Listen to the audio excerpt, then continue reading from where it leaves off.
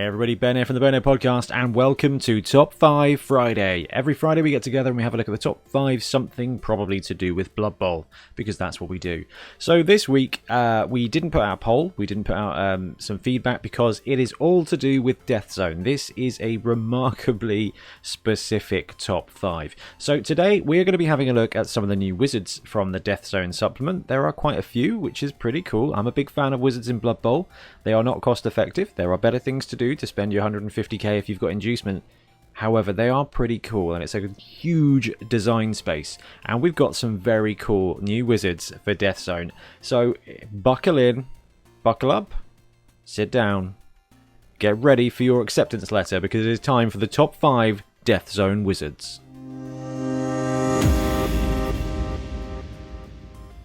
Coming in at number 5, we have got one of the most infamous magic users in Warhammer history. Okay, the Slann Mage-Priest is a big floating frog wizard. Okay, if you are a Warhammer player of old, then you will know of the Lizardmen army, and then in the Lizardmen army they had these frog people, and these frog people were some of the most powerful wizards in Warhammer. So they have now snuck one into Blood Bowl, which is really cool. Now, normally wizards are 150k as an inducement.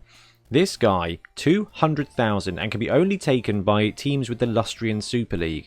So that's Lizardmen, Amazons, probably a few other teams as well, but those are kind of the top 2 that come to mind. So Lizardmen teams can take this. Now, the reason this has hit top 5 is because it is the only wizard with 3 options, and they're all quite interesting. So yes, none of them actually blow anybody up, but we got 3 here. So the first one is Temporal Distortion. So the Temporal Distortion spell, basically you roll a dice, and on a 5+, you can move everybody's turn marker forward or backwards one. They obviously both have to go the same direction. On a 1-4, the stadium fills with light, and the strangely localized effects cause the Mage-Priest to suddenly develop a few more warts and wrinkles, but otherwise the spell has no effect. But on a 5+, the spell is successful, and the turn markers are moved. So you may attempt to move both turn markers forwards or backwards. Basically gaining a turn or losing a turn. Both turn markers must go in the same direction. Think of the power level of that. Now, Ben and I did talk through some of the wizards in our podcast where we focused on the Death Zone. Yeah, alright, it's a 5+. It's not great, but honestly, if you need an extra turn, or you need them to not have an extra turn, that cheeky 5+ can be game ending. It is, however, a 5+, but there's 2 other modes here. So you're paying 200k, but you're paying 200k for some real choice. So spell number 1, please, means you can gain or lose a turn. Spell number 2 is one of my favourites. So you can cast this spell at the start of any of your opposition team turns before any player is activated. For the duration of their team turn, there is a -1 modifier to rush attempts. Really simple. Not the spell I thought it was. That's Tectonic Shift. -1 to go for it rolls, basically. And Reality Blinks. This is the one I actually really like. We saw this in the last edition. Basically, you choose 2 of your players at the start of any of the opposition team turns. Choose 2 of your players that are standing that don't have Loner. Okay, so no Croxigor moving here, but actually anybody else. And no star players. On a roll of a 3+, they swap places. A roll of a 1 or 2, they gain no hands and lose their tackle zone. So it is a bit risky, but if you need to just bamf one dude from one place to another, if you've got a ball carrier and you put a deep catcher there, it's a 3+ situation. That one is the one I really like. Yes, it's risky, but damn, that's going to be so much fun. And if it doesn't work, it doesn't work. Not great to cast it on the ball carrier, because on a 1 or a 2 you drop the ball, and there's no rerolls here for wizards. But the reason the Slann Mage-Priest, if I find it so interesting, is because you can move turns around, you can slow people's movement, and you can swap 2 players. There's no direct damage here. This is all stuff that doesn't really touch the board, and I find that really interesting.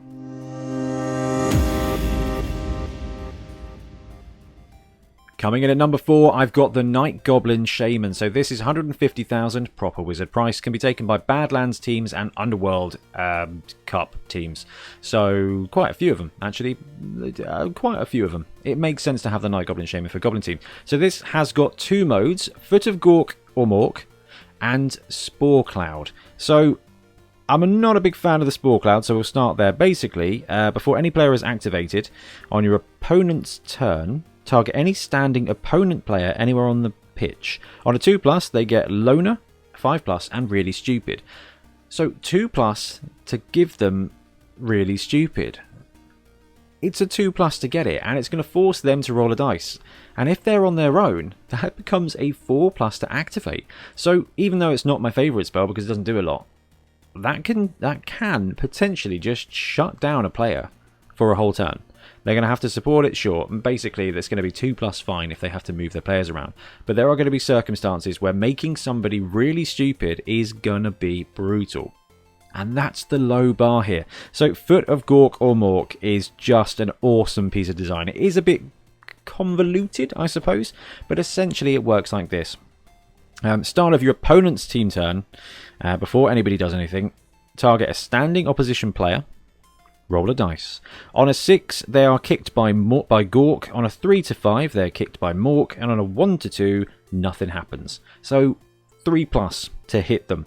If they're hit by Gork or Mork, they are immediately catapulted through the air as if they'd been thrown teammate style. Okay, so basically on a 3+, you get to throw them. No, on a 6 you get to throw them. On a... Alright, so not the best spell design here. So let's double check this one. So on a 6, they are kicked by Gork. Oh, kicked. And on a 3 to 5, they're stomped. So a standing player kicked gets thrown. You do that, and the quality of the throw is terrible. So that's fine. They're -2 to landing. And a standing player stomped on by the Foot of Gork and Mork is knocked down and Mighty Blow +1 if it doesn't work. Alright, so actually what you've got is a 3+ to knock them down to the ground and Mighty Blow. But on a 6, you kick them and throw teammate, which can be hilarious because you can just try and throw them off the pitch, which I think is awesome. Now, it will be very tricky when you throw a player, when you kick a player off the pitch with the ball, because, you know, you're going to have to determine where they come out of. But, dude, it is the Gork and Mork spells from Warhammer. If you're a Warhammer fan, that will harken back to the stompy Foot of Gork and Mork. They used to just plow around destroying units. So cool, and if you roll a 6, you can throw one of their teammates.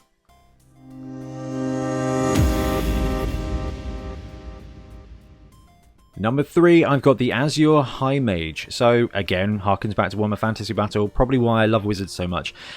Elven kingdoms can take this wizard for 150,000. So, 150k, you've got 2 spells. We already know what these spells do. Temporal Distortion is the one we saw on the Lizardman team, which is on a cheeky 5+, you can move the turn forward or back. Is at the beginning of... immediately after any of your opposition team turns has ended.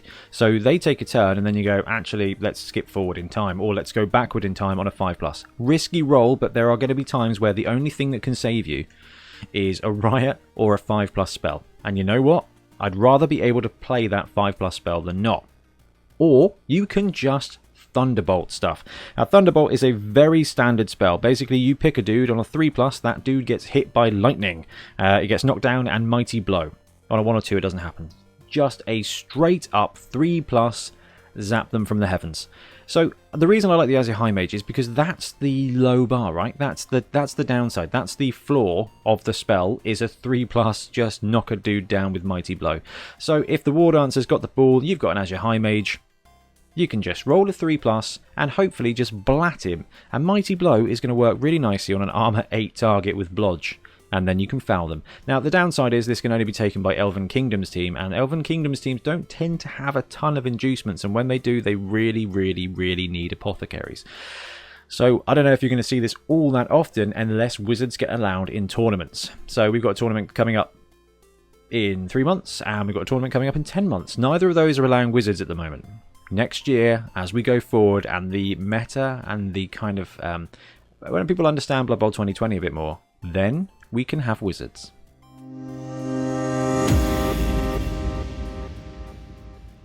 Number 2, it's the Warlock Engineer. So the Warlock Engineer is a Skaven semi-wizard engineer. Okay, so in Warhammer they do this a lot. They make Gatling guns, they make lightning rods, they do all kinds of stuff.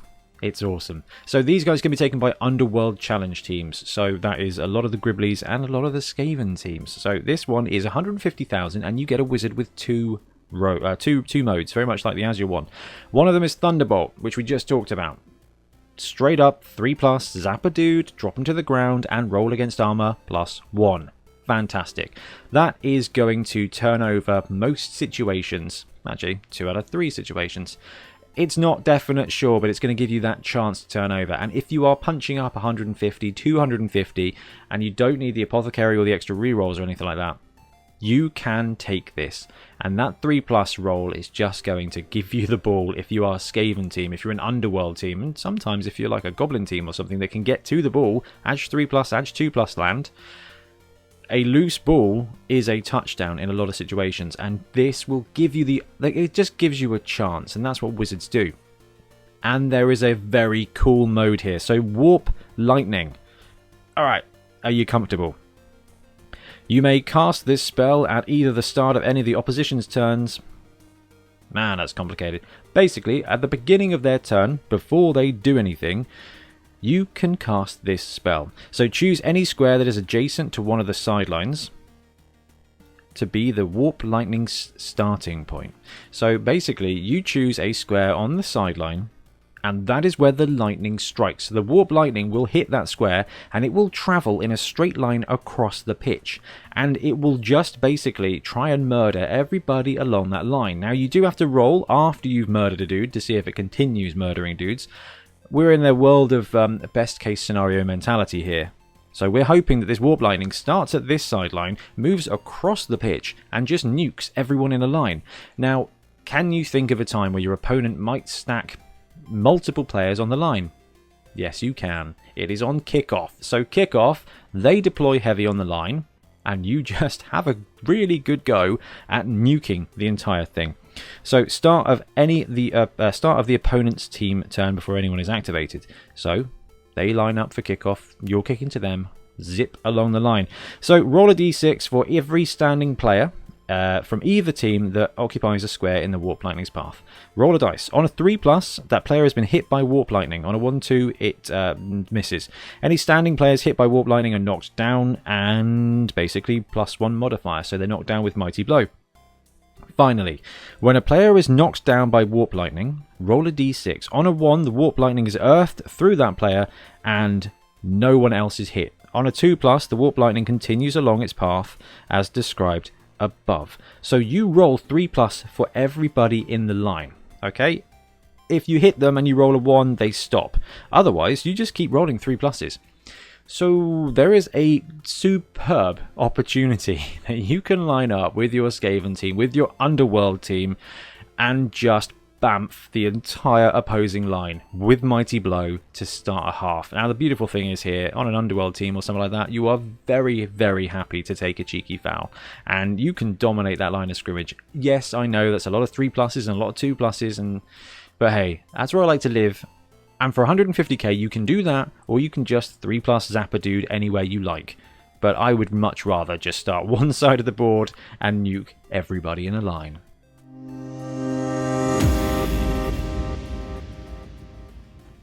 But the number 1 wizard from Death Zone, for me, is the Ogre Firebelly. So this can be taken by Badlands Brawls team. So Ogres, Black Orcs, all the fun stuff that likes to punch things.